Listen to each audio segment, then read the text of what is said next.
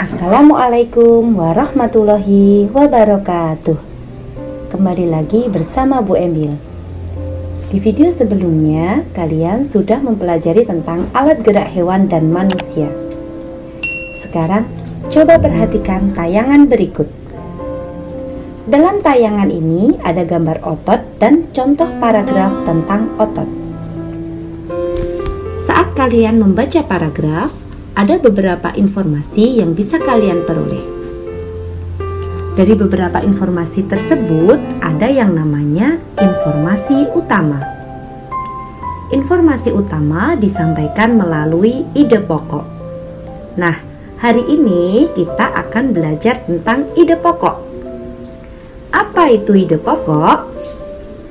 Ide pokok adalah gagasan yang menjadi dasar sebuah paragraf. Ide pokok disebut juga dengan gagasan utama atau pokok pikiran. Dalam suatu paragraf, ide pokok dapat dijumpai pada kalimat utama. Kalimat utama adalah kalimat yang berisi pokok pikiran utama atau ide pokok utama yang menjadi dasar untuk mengembangkan suatu paragraf. Kalimat utama ini biasanya berada di awal paragraf, di akhir paragraf, atau di awal dan di akhir paragraf. Paragraf yang letak kalimat utamanya berada di awal paragraf disebut dengan paragraf deduktif. Paragraf yang letak kalimat utamanya berada di akhir paragraf disebut juga dengan paragraf induktif. Sementara paragraf yang letak kalimat utamanya di awal dan di akhir paragraf disebut paragraf campuran. Mari kita perhatikan contoh paragraf berikut.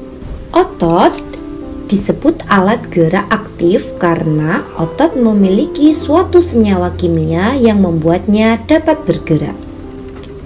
Saat otot yang menempel pada tulang bergerak, otot tersebut akan dapat membuat tulang bergerak.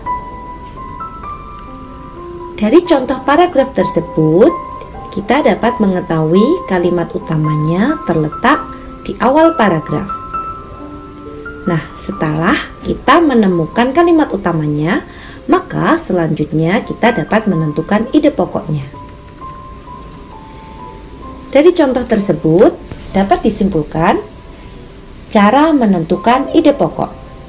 Yang pertama adalah membaca keseluruhan paragraf dengan seksama. Yang kedua, mencari kalimat utama dari paragraf tersebut. Dan yang ketiga, menentukan ide pokok. Jika langkah-langkah tersebut dibalik, maka akan didapatkan cara menulis paragraf. Bagaimana cara menulis paragraf? Untuk menulis paragraf, langkah pertamanya adalah 1. Menentukan ide pokok. Kemudian, langkah kedua, membuat kalimat utama dan membuat kalimat pengembang. Yang ketiga, menyusun kalimat utama dan kalimat pengembang menjadi sebuah paragraf. Pada langkah kedua terdapat kalimat pengembang. Apa itu kalimat pengembang? Kalimat pengembang adalah kalimat yang menjelaskan lebih lanjut kalimat utama dalam mengembangkan paragraf. Coba kalian perhatikan contoh berikut. Dalam membuat paragraf, kita tentukan dulu ide pokoknya.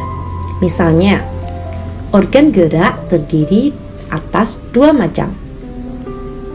Kemudian, kita akan membuat kalimat utama dan kalimat pengembang. Kita bisa meletakkan kalimat utamanya di awal atau di akhir paragraf. Setelah itu, langkah selanjutnya adalah menyusun kalimat utama dan kalimat-kalimat pengembang menjadi sebuah paragraf. Sekian untuk materi hari ini dan wassalamualaikum warahmatullahi wabarakatuh.